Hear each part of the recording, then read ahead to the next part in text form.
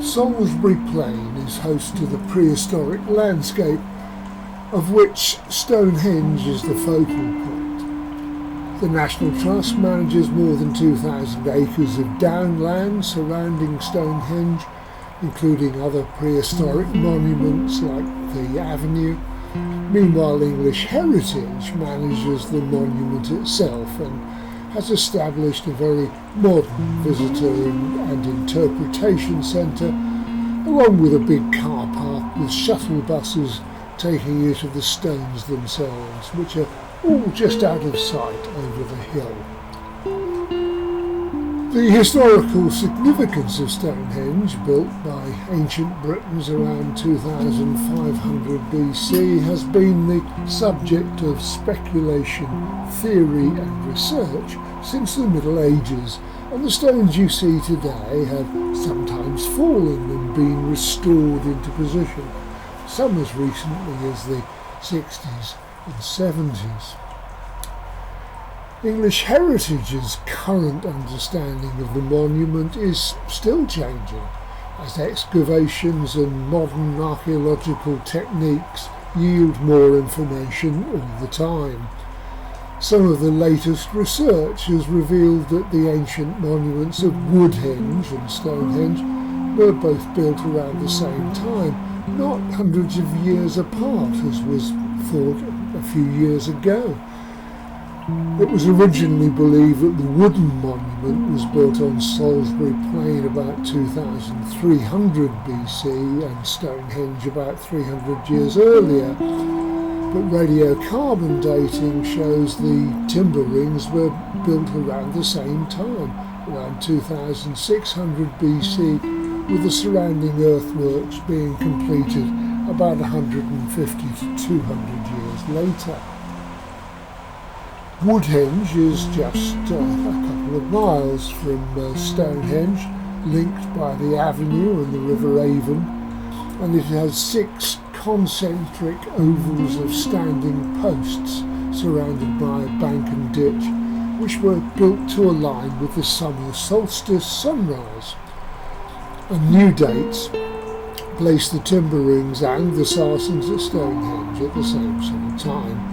And it now seems that prehistoric peoples were sighting the solstices of a number of monuments in this exact area and at the same time.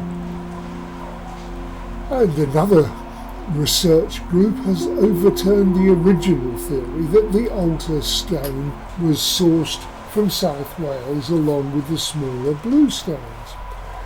Now, geologists using groundbreaking analysis of the old red sandstone's chemistry and mineralogy have concluded it didn't come from quarries in South Wales, and the team is now embarking on a big detective job to find where it did come from, maybe Northern England or even Scotland.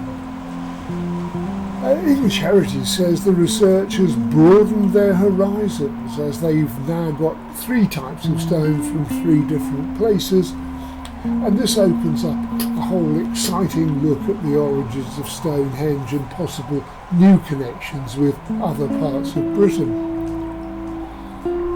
Now, Tory government plans to upgrade the A303 across the plain, including digging a 2-mile-long tunnel under the Stonehenge site, has been roundly criticised by UNESCO, the UN cultural body, which has urged the UK government to make amendments to the plan, stating that the World Heritage Site is at risk of being placed on the danger list if changes aren't made. And a petition against the tunnel raised over 250,000 signatures from 150 countries. The Stonehenge Alliance, the group behind the campaign against the tunnel plans, has argued that the development will permanently and irreversibly desecrate the Stonehenge landscape. But the National Trust says it supports the idea of a tunnel to alleviate traffic issues, but it's faced criticism for that support, with some arguing it could harm the archaeological integrity of the site. English Heritage also support the A303 tunnel plans, not least because it depends to some extent on government money, perhaps, but they say that the road has long divided the prehistoric landscape and they believe the tunnel will bring about significant improvements. And of course, with their usual disregard for the law of the land, the Transport Secretary Grant Shapps approved the scheme after a judge ruled it was unlawful. Protesters say the government's approval flies in the face of the opposition from UNESCO and the recommendation to refuse the scheme by 5 of the government's own independent planning inspectors.